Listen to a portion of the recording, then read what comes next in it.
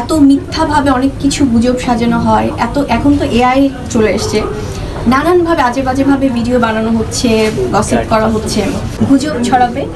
এবং আমার কাছে খুব দুঃখ লাগে যে মেয়েরা ইদানিং মেয়েদেরকে আরও বেশি ট্রোলিং করে। অনেক অনেক হিজাব পরা আপুরা আছেন যারা কিনা, আমার মনে হয় এটা আমাদের ইসলামকে অবমাননা করা। কারণ আমাদের ইসলামে কিন্তু গীবত করাকে সবচেয়ে বেশি জঘন্য কাজ বলে অভিহিত করা হয়।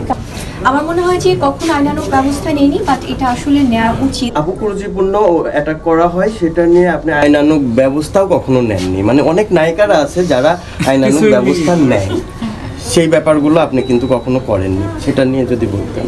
বুবলির কি রাগ কম?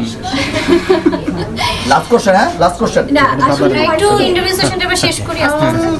না, এই পয়েন্টগুলো আসলে খুব সুন্দর, কারণ আমার মনে হয় যে সাংবাদিক ভাই বোনেরা তো আমাদের পরিবারের মানুষ, তাদেরও হয়তো অনেক সময় তাদেরও গায়ে লাগে যে আপু কেন ব্যবস্থা নিচ্ছে না।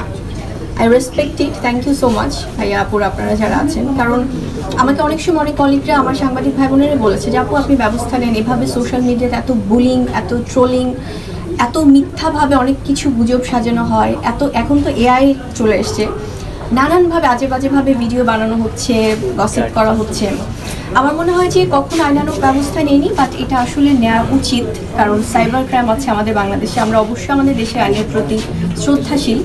কারণ অনেক সময় আমরা অ্যাভয়েড করতে করতে হয় কি এগুলো মাথাচাড়া দিয়ে ওঠে। কারণ এখন তো যেহেতু ভিউ ব্যবসা একটা ব্যাপার এসছে, ডলার ইনকাম করার, সো জানে যে পজিটিভ কোনো কিছু বললে হয়তো বা তাদের ভিউজ হবে না, যত নেগেটিভিটি স্প্রেড করবে, মিথ্যা কথা বলবে, এআই দিয়ে ভিডিও বানাবে, গুজব ছড়াবে। এবং আমার কাছে খুব দুঃখ লাগে যে মেয়েরা ইদানিং মেয়েদেরকে আরও বেশি ট্রোলিং করে। অনেক অনেক হিজাব পরা আপুরা আছেন যারা কিনা হিজাব পরছে, I am sorry to say, but এই ধরনের গুজব নিয়ে মিথ্যা কথা বলে ভিডিও বানাচ্ছে। সো আমার মনে হয় এটা আমাদের ইসলামকে অবমাননা করা। কারণ আমাদের ইসলামে কিন্তু গীবত করাকে সবচেয়ে বেশি জঘন্য কাজ বলে অভিহিত করা হয়। কারণ আমার মনে হয় এই ধরনের ব্যাপারগুলো বন্ধ হওয়া উচিত। এবং দেশের বাইরে যেভাবে আমাদের শিল্পীদেরকে ছোট করা হচ্ছে, এটা কখনোই গ্রহণযোগ্য নয়।